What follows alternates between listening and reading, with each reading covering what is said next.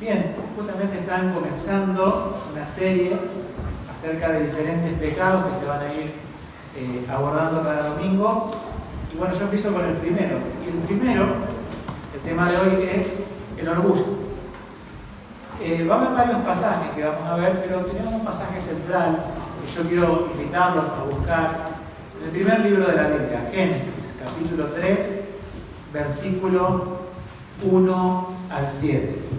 Génesis 3, pasaje muy conocido, versículo 1 al 7. Dice así la palabra de Dios. Pero la serpiente era astuta más que todos los animales del campo que Jehová Dios había hecho. Y dijo a la mujer: ¿con que Dios os ha dicho, no comáis de ningún árbol del huerto? Y la mujer respondió a la serpiente: del fruto de los árboles del huerto comemos, pero del fruto del árbol que está en medio del huerto, dijo Dios, no comeréis de él ni lo tocaréis para que no muráis. Entonces la serpiente dijo a la mujer: ciertamente no moriréis, sino que sabe Dios que el día que comáis de él serán abiertos vuestros ojos y seréis como dioses, conociendo el bien y el mal.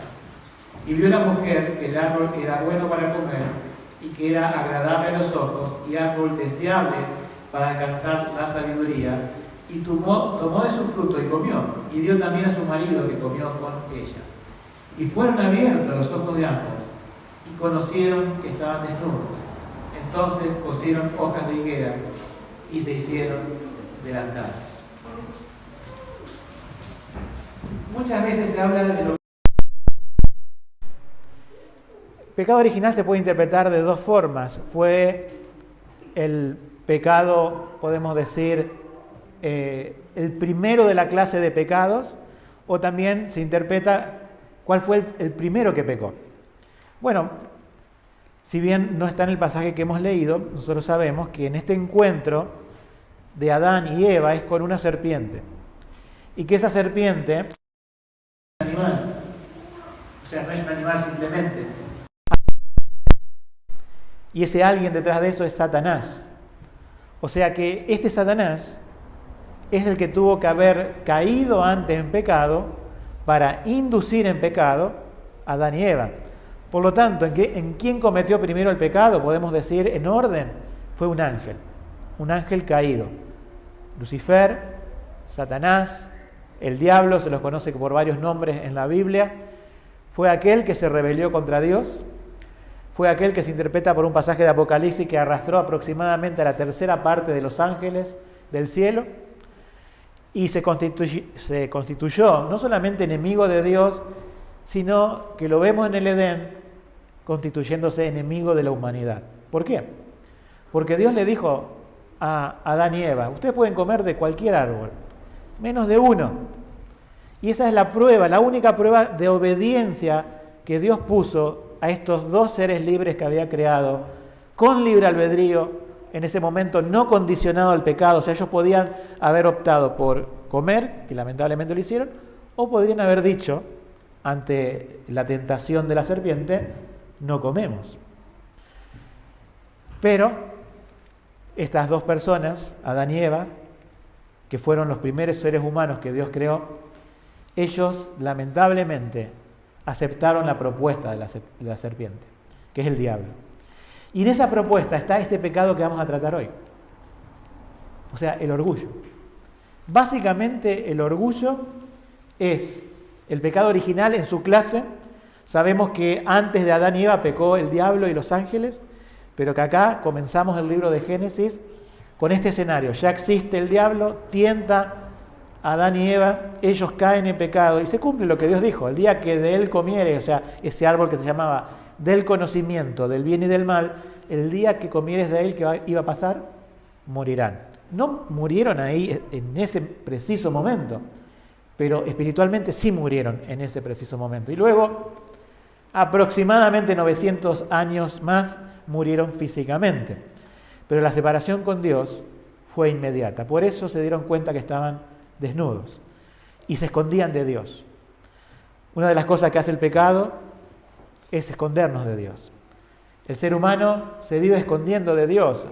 Algunos que dicen que creen en Dios, pero en realidad cuando se le predica en contra del pecado y se le muestra a un Dios santo y justo, como muestra la Biblia, es allí donde muchas veces se esconden. Ahora, yo quiero que veamos en esta introducción, primero, 3 cosas que le dice la serpiente, o sea, el diablo al hombre, y que son 3 características que tiene el orgullo.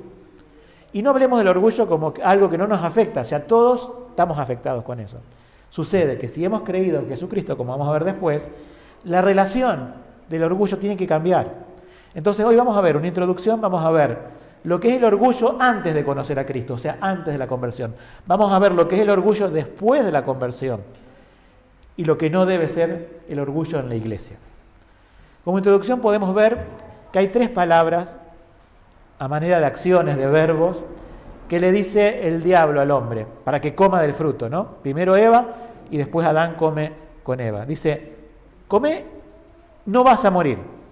Segundo dice, van a ser abiertos vuestros ojos. Y tercero dice, serán como dioses. Lo repito, la proposición del orgullo. No moriréis, serán abiertos vuestros ojos y seréis como dioses. En el primer punto, no moriréis. ¿Qué dijo Dios que iba a pasar con el hombre? Iba a morir. Y si el hombre está comiendo del fruto de la mujer, ¿no? No le está creyendo a Dios. O sea, lo que hizo el diablo es poner en tela de juicio lo que Dios dijo. Si Dios dice moriréis y ellos dicen no moriréis, en ese acto, en ese pensamiento ya se encuentra, y después se consumó por el acto, por supuesto, la autosuficiencia. Es decir, vivir sin Dios. Poder existir y tener una vida aparte de Dios. Pero el ser humano, vos fuiste creado para estar siempre en comunión con Dios. El ser humano fue creado para estar en comunión con Dios. Pero Dios dice que la desobediencia y el pecado podrían apartarlos de Él. ¿Y qué pasó? El hombre dijo, bueno, no voy a morir, y comió. Y en ese momento decidió transitar su camino de autosuficiencia. Eso lo podemos ver en todos nosotros. En alguna forma queremos siempre ser autosuficientes. En la segunda frase que le dijo, serán abiertos vuestros ojos, ¿ellos acaso estaban ciegos? ¿Ellos acaso eran ignorantes de las cosas de Dios? ¿Dios los mantenía en una oscuridad? No, por supuesto que no. Pero la propuesta del orgullo es, ahora vas a saber realmente cómo son las cosas. O sea, un sentido de superioridad. Y a través de la historia el diablo ha hecho creer a muchas y millones de personas que pueden ser más sabios que Dios, que pueden ver más que Él, que pueden ser independientes de Él. Y la blasfemia máxima es la tercera frase. ¿Cuál es? Seréis como dioses. Eso es terrible.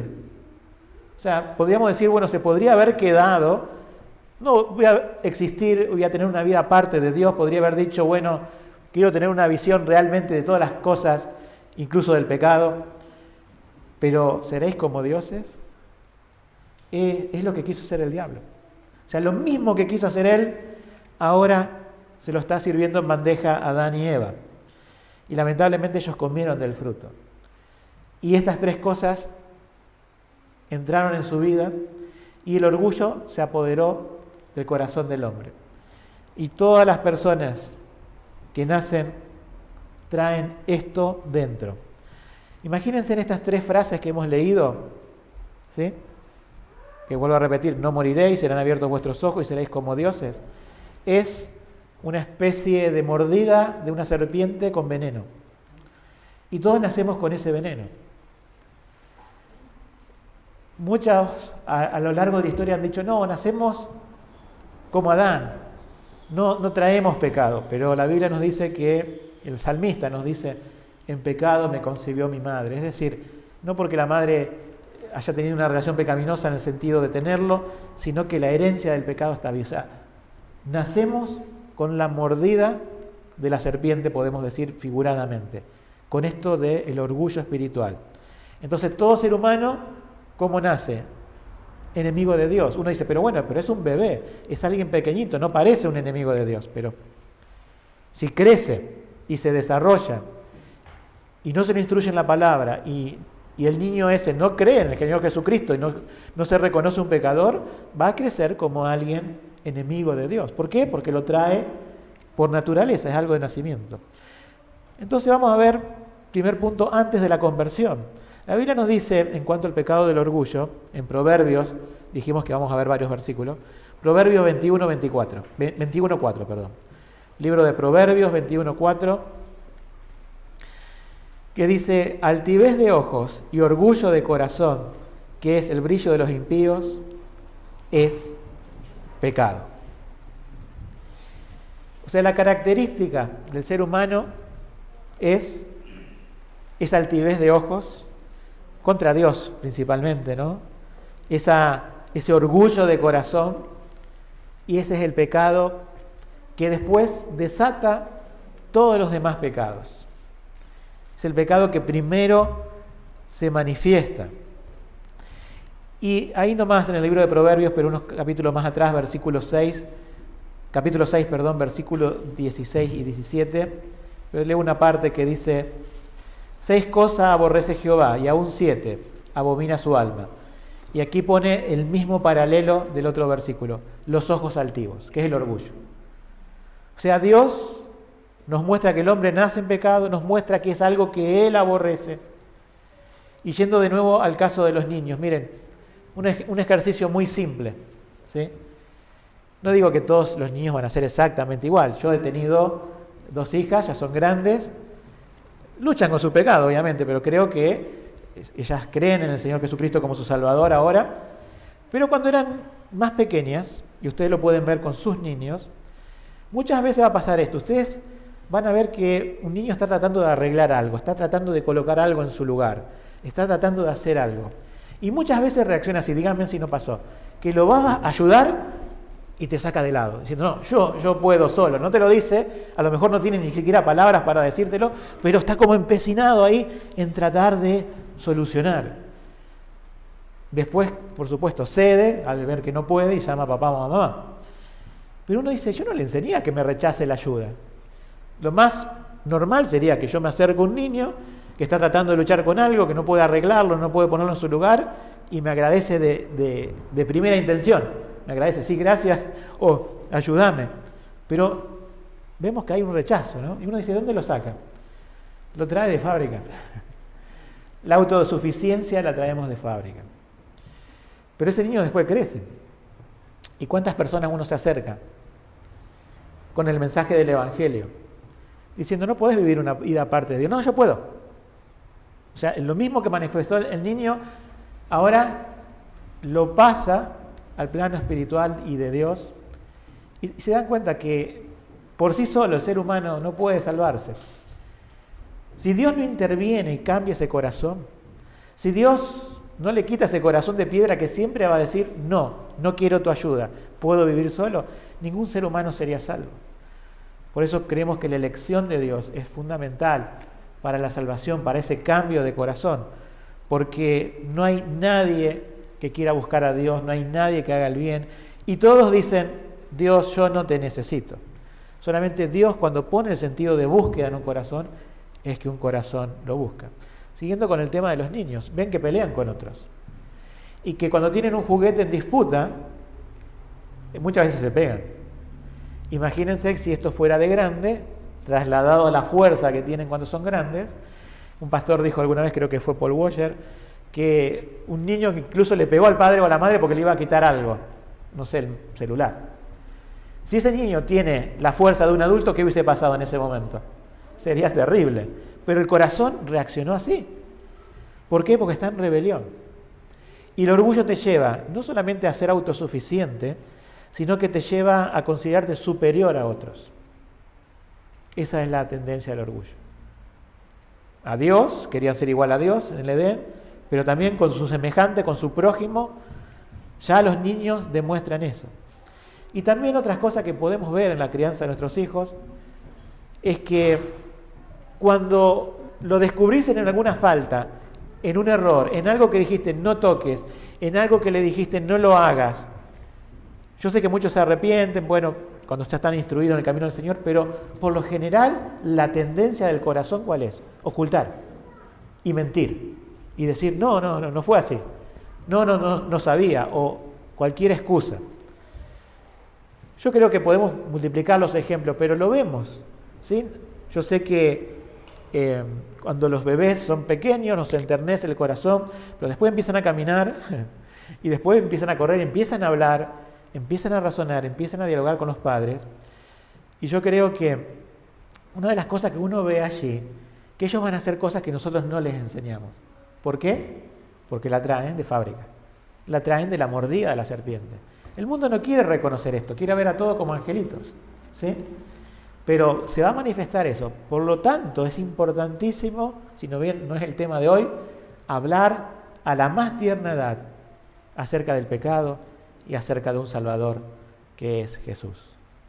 No tengamos miedo de mostrar no solamente el amor de Dios a los niños, sino la severidad de Dios, y que cuando hacen algo malo, no son así, lo hiciste porque fuiste vos, sino porque tenés algo dentro que Dios aborrece, que es el pecado. Creo que lamentablemente el pueblo evangélico, así por muchas décadas en el siglo pasado, a través de varios programas para la niñez, han explicado un poco mal esto. Han tenido a los niños quizás hasta los 12 años, hasta que llegan a la adolescencia, hablándole del amor de Dios, y nunca de un Dios justo, nunca de un Dios que castiga el pecado, y no conociéndose ellos como pecadores.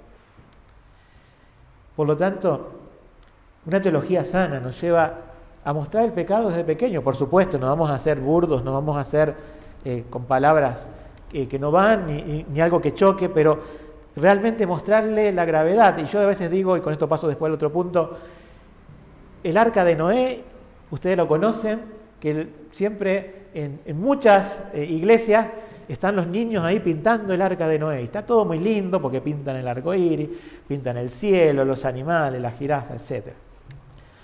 Pero una vez estuve con mi hija cuando creo que tenía 4 o 5 años, y le dije, esto que uno se pinta muy lindo, pero no enseñamos eso así en la iglesia, digo, esta es una historia muy difícil de la Biblia, muy terrible. Murió toda la población humana, a excepción de 8 personas. ¿Cómo es eso? Bueno, explicándoselo bien, diciendo, mira, si vos ves estos animalitos que están ahí, estas 8 personas que están saludando, es por la gracia de Dios. Es decir, aquellos que creyeron que iban a estar seguros en esa arca, se metieron. Y aquellos que se burlaron, aquellos que no les importó, aquellos que eran autosuficientes, lamentablemente se los llevó el agua. Entonces le pude decir, a cierta edad, Jesús vino para eso. Vino al mundo para decir a todo aquel que a mí viene, va a ser salvo, que cree en mí. Es como subirse al arca. Y todo aquel que rechaza a Jesús es como aquel que dice, no necesito el arca, me salvo yo solo. Pero el juicio de Dios vendrá y ahí no podrán escapar, como vino una vez el juicio de Dios. Entonces, hablemosle a los niños desde pequeños. ¿Cómo es un poco el Evangelio, antes de pasar al tema de la conversión, cómo es el orgullo en las personas? Bueno, ustedes saben, es el origen de todos los conflictos. ¿Están trabajando algunos de ustedes? ¿Cuál es el principal conflicto laboral? Uno puede decir una cosa u otra, pero ¿qué es lo que está detrás? El orgullo. En las familias. No, el problema fue que, no sé, se compró algo de más y eso fue el motivo. Pero ¿cuál fue lo que hay detrás en los conflictos familiares? En los divorcios, en todas esas cosas. El orgullo. ¿Cuál es el conflicto entre la guerra entre los países? Es el orgullo. No hay otra cosa que el orgullo. O sea, podemos sumar todos los pecados, todos los males, pero siempre vamos a ir al cimiento, podemos decir, de la estructura humana del pecado, que es el orgullo. Ahora, en el punto 2, después de la conversión. ¿Qué es la conversión? Yo sé que muchos quizás nos acompañan por primera vez. Nosotros llamamos a la palabra conversión a lo que la Biblia llama nacer de nuevo. Es decir, si hay alguien aquí que dice, bueno, yo soy cristiano, pero yo te preguntaría, ¿has nacido de nuevo? Porque una vez una persona se acercó a Jesús diciendo que reconocía la enseñanza de Jesús como un maestro bueno, pero el Señor Jesús le dijo, mira, nadie puede entrar al reino de Dios si no nace de nuevo. Y esta persona que era un anciano quedó ahí pensando, diciendo, ¿cómo puede hacerse esto? El Señor Jesús está hablando de un nacimiento interno. O sea, ser cristiano no es adoptar un pensamiento ni una filosofía. Ser cristiano es rendirse en cuerpo y alma incondicionalmente ante ese señorío de Cristo, reconociendo que fue el Hijo de Dios que vino al mundo a pagar un precio que yo tenía que haber pagado. O sea, el precio de Adán y Eva, la muerte, dice, moriréis, lo tenemos todo. El castigo de la muerte lo tenemos todo. Pero la conversión hace esto. Cuando Dios nos convierte, nos enfoca en la cruz de Cristo y podemos ver en el sacrificio de Cristo en la cruz la solución a mi pecado. Es decir, que Dios, en vez de castigarme a mí con el moriréis, Dios dijo, mi Hijo Jesucristo muere en tu lugar. Cuando Dios te abre los ojos en la regeneración, ves esto. Y no solamente ves que Jesús hace eso, sino que te mirás a vos mismo y te ves realmente como sos. Una persona con orgullo, una persona con pecado, y que si no te extiende la mano Dios, estás perdido. El arrepentimiento y la fe son esas dos cosas que ocurren cuando la regeneración ocurre, cuando el cambio de corazón ocurre. Entonces podemos decir, una persona venía caminando hacia un lado y se dio vuelta y empezó a caminar hacia otro. Venía hacia el pecado, ahora se da vuelta y va hacia Dios. Lo llamamos conversión. Antes tenía un corazón autosuficiente, orgulloso, que no quería saber nada con Dios. Ahora Dios se lo quita y le da uno para creer, un corazón de carne, como dice el libro de Ezequiel, y la persona ama a Dios. Antes era un enemigo de Dios, ahora ama a Dios, le interesan sus cosas. No hay que obligarlo a leer la Biblia, no hay que obligarlo a orar. ¿Por qué? Porque nace solo. Como un bebé también, volvemos a los casos, come solo, no les enseñan a comer, ellos tienen hambre. Cuando nace alguien espiritualmente, tiene hambre de las cosas de Dios. En la conversión, uno dice, ¿es eliminado el orgullo completamente? No, pero cambia la relación con el orgullo. Es decir, cuando Dios perdona nuestros pecados, que son una larga lista, y el orgullo es un poco el que ocasiona todo eso, todavía la Biblia nos dice que vamos como creyentes a seguir luchando con lo que la Biblia llama esa reminiscencia del pecado o concupiscencia, como dice la traducción de la Biblia Reina Valera, y vamos a tener que seguir luchando con el orgullo. Pero aquí está lo importante. Antes nosotros estábamos sentados en el trono de nuestro corazón. Antes nosotros éramos nuestro propio Dios, antes nosotros éramos nuestros propios reyes, antes mandábamos nosotros. Pero cuando creemos en Jesucristo como nuestro Salvador, ¿quién es nuestro Rey? El Señor. ¿Quién es nuestro Señor? El Señor de señores, Rey de reyes. ¿Quién está sentado en el trono? No solamente en el cielo, sino también en el centro mío, el Señor Jesucristo. Entonces, necesariamente la relación del pecado cambia. La Biblia nos dice, podemos leer en Gálatas capítulo 2, versículo 20, dice, con Cristo, Gálatas 2:20, ese conocido no ya yo, ¿sí? Con Cristo estoy juntamente crucificado. Y ya no vivo yo. Escuchen bien eso. Cuando uno conoce al Señor. O sea, Cristo está crucificado, pero yo también con Él. Y ya no vivo yo. O sea, ya no soy el dueño de mi vida. Dice, y ya no vivo yo, mas vive Cristo en mí. Y lo que ahora vivo en la carne, lo vivo en la fe del Hijo de Dios, el cual me amó y se entregó a sí mismo por mí. Antes de conocer al Salvador decimos yo y yo. Pero cuando conocemos a Cristo como nuestro Salvador decimos ahora es Él y Él. Pero, ¿qué pasa? Muchas veces el yo quiere volver. Quiere decirle al Señor, no tú, sino yo. Y es la lucha a la cual llamamos santidad, que es progresiva.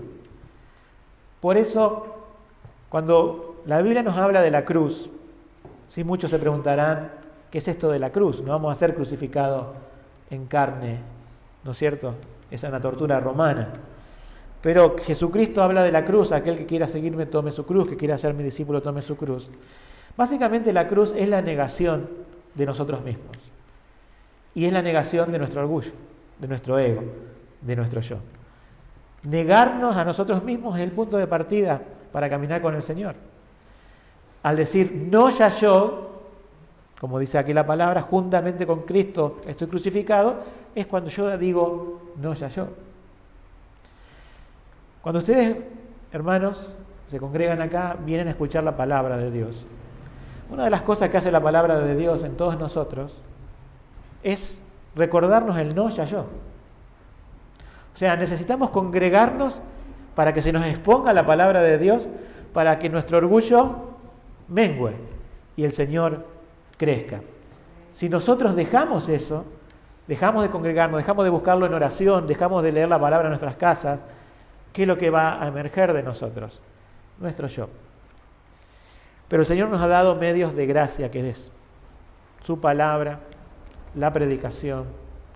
Cuando hay bautismo, cuando hay cena del Señor, son medios que nos ilustran el Evangelio y nos ayudan a enfocarnos en quién es nuestro Señor, nuestro Salvador, y que debemos decir, no ya yo. El Señor Jesús,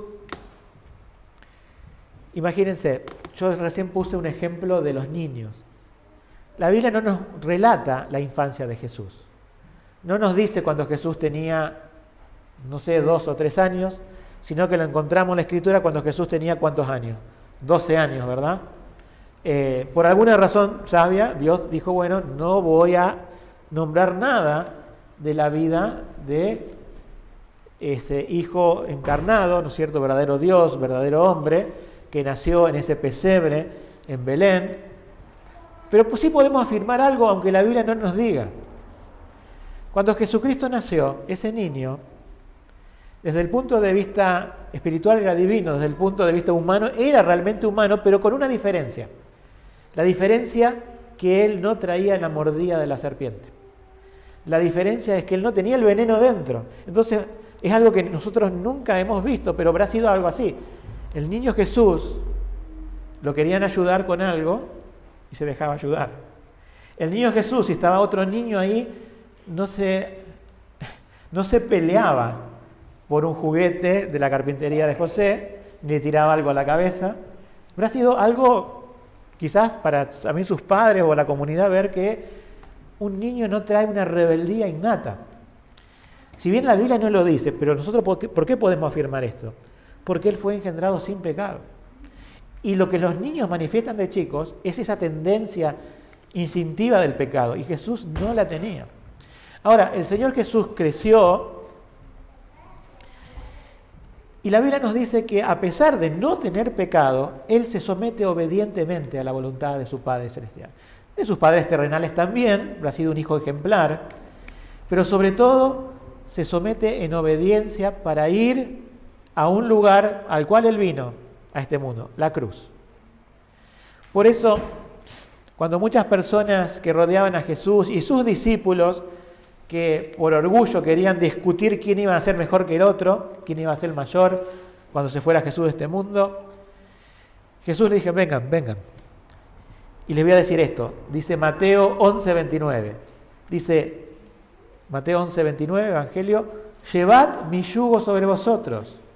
Y Jesús, cuando dijo estas palabras, se habrá señalado a sí mismo y dice, y aprended de mí, que soy manso y humilde de corazón, y hallaréis descanso para vuestras almas.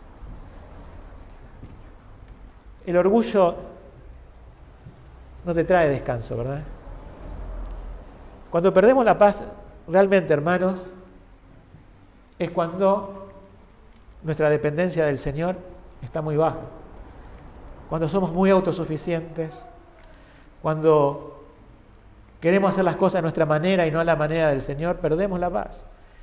Y las personas que estaban con Jesús no tenían paz. Y el Señor dice, ¿quieren venir a hallar paz? Miren, sean como yo. Todo lo contrario al orgullo. Manso y humilde de corazón. O sea, el Señor era el anti-ser humano, que el ser humano es orgulloso.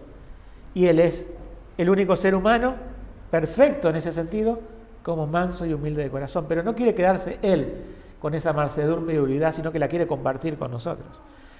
Con los creyentes, cuando los salva, son estas palabras de Jesús las que resuenan en esta mañana en nosotros. Sé como yo. Está ahí en la Escritura, está ahí su ejemplo de vida. Está en toda la Escritura, no solamente en los Evangelios. Pero vemos en la vida de Jesús en el Evangelio aquel manso y humilde de corazón. Por eso, hermanos, en la conversión, el orgullo tiene que estar crucificado. Nuestro yo tiene que estar en la cruz. Tenemos que cada día decirnos no. Cada momento tenemos que decirnos no.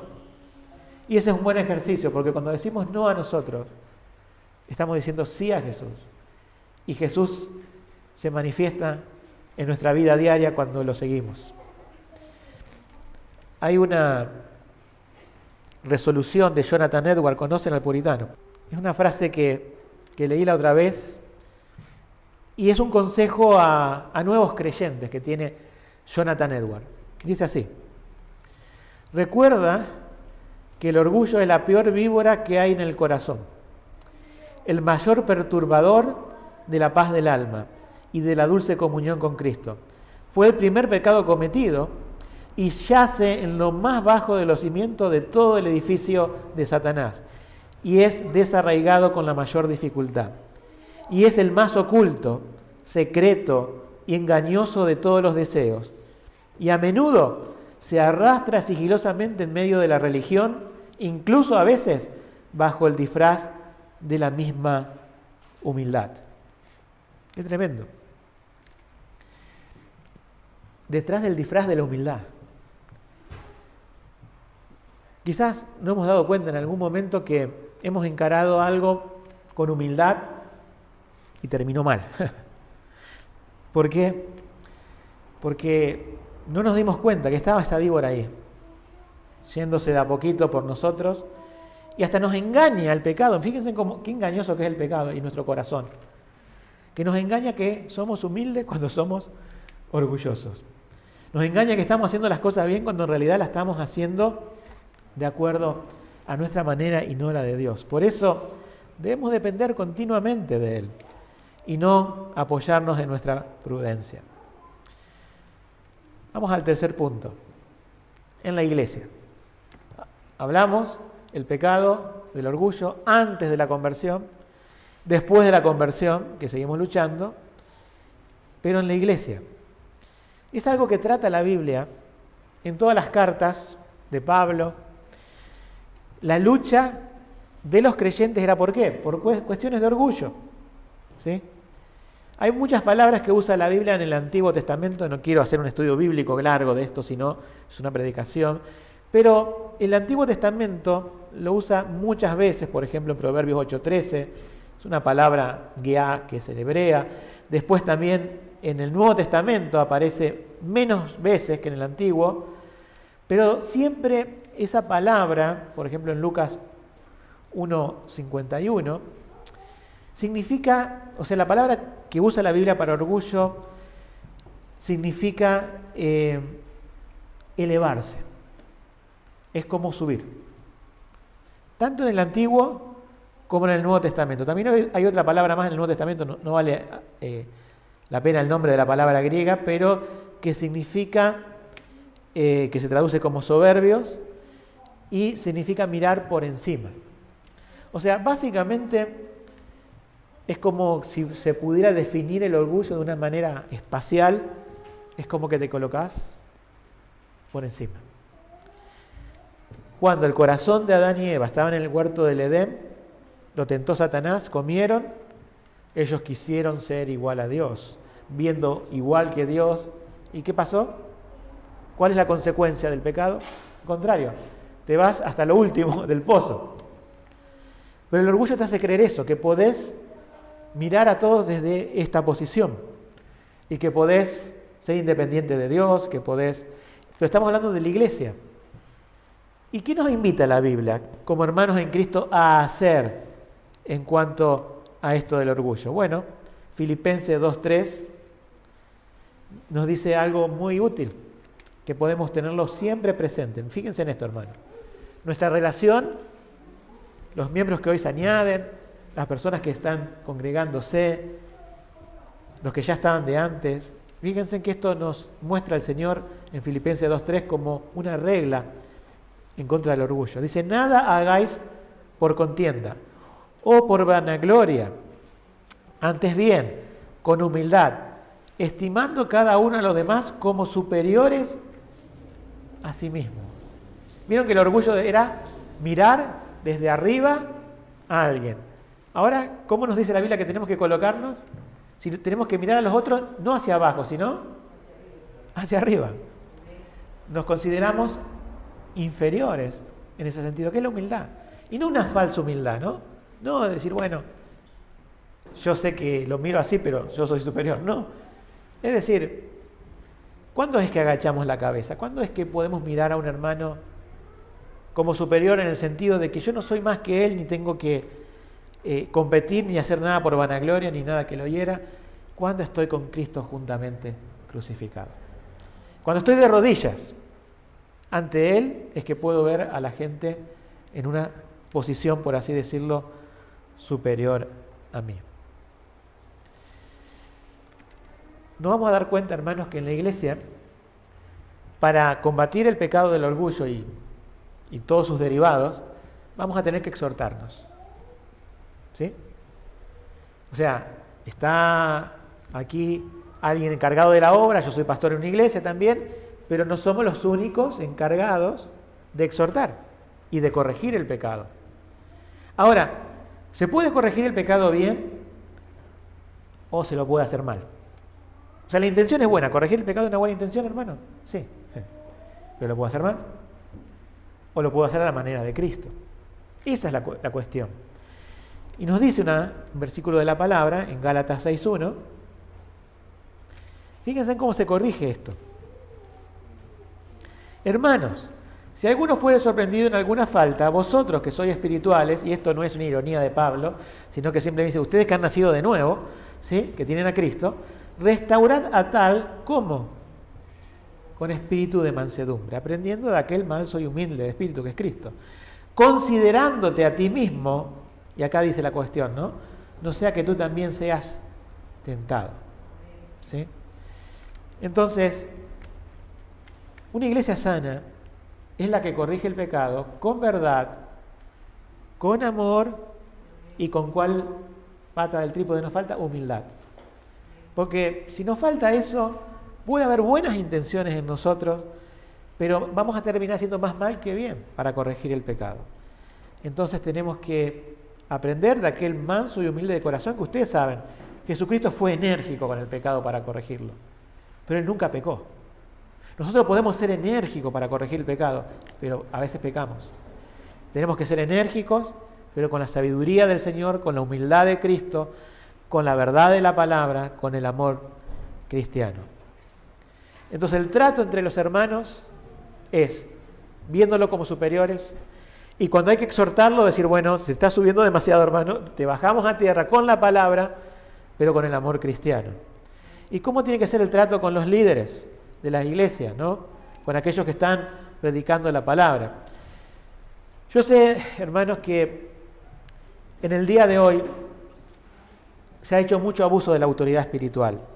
Entonces la gente está como resentida contra pastores y líderes diciendo, no, está todo mal, yo quiero ser independiente, no quiero tener una autoridad en mi vida. Sin embargo, Dios pone a hombres que con la palabra de Dios guíen a un rebaño de ovejas. Por lo tanto, la Biblia nos dice en Hebreos 13:17, obedeced a los que os dirigen y sujetaos a ellos, porque ellos velan por vuestras almas, como aquellos que han de dar cuenta, para que lo hagan con alegría y no gimiento, porque esto no os es útil. Por supuesto, es como el caso de la esposa y el esposo. ¿Qué dice la Biblia? Las esposas sujétense a los esposos. ¿Pero qué le dice del esposo? El hombre se tiene que sujetar a Dios. Acá le dice, las congregaciones tienen que sujetarse a sus líderes. ¿Pero qué se espera de sus líderes? Que nos sujetemos a Dios. Cuando nos sujetamos a Dios todos, todo funciona bien. Cuando no, no. Pero ese es el desafío, hermanos. Es el desafío de la iglesia. El desafío entre hermanos, el desafío con los líderes espirituales, el desafío de los líderes espirituales, de también saber que el Señor nos pone en una responsabilidad de dar la palabra, de guiar a otros y no de ser superiores.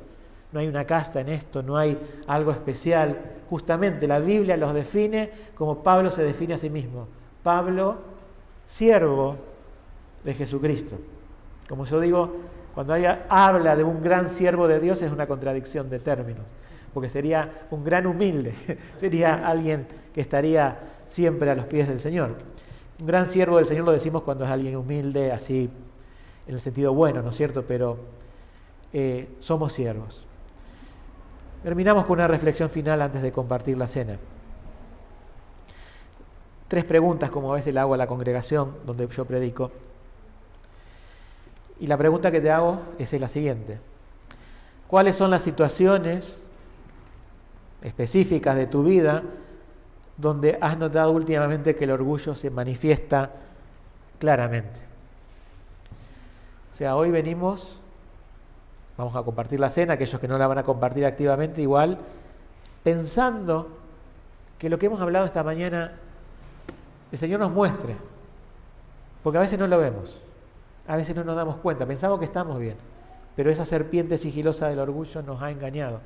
Señor, ¿en qué área de mi vida estoy demostrando orgullo? O me doy cuenta, y lo hago igual, que eso sería mucho, o no me estoy dando cuenta. Punto número 2, ¿cómo afecta este orgullo a las decisiones que estás tomando? Y sobre todo, a las relaciones con tus hermanos en la fe. Y tercer y último punto, lo más importante, ¿cómo se manifiesta en tu relación con Dios? Si yo te preguntara, hermano, hermana, ¿estás dependiendo de Dios? ¿Estás leyendo su palabra? ¿Estás orando? Si uno dice no y piensa que es un descuido, borres esa idea de la cabeza. No es un descuido. ¿Qué es? Orgullo. Es el orgullo que quiere manifestarse en nosotros, decir yo. Pero la Biblia te dice, no ya yo. Que el Señor, a través de su palabra, de su Espíritu, en esta mañana, a todos y a quienes habla, abata nuestro orgullo. Lo haga caer a los pies de la cruz y podamos decirle al Señor, ahora a través de celebrar su cena, Señor, no quiero ser yo, sino quiero que sea Cristo en mí, como muchas veces cantamos. Que el Señor nos bendiga. Amén.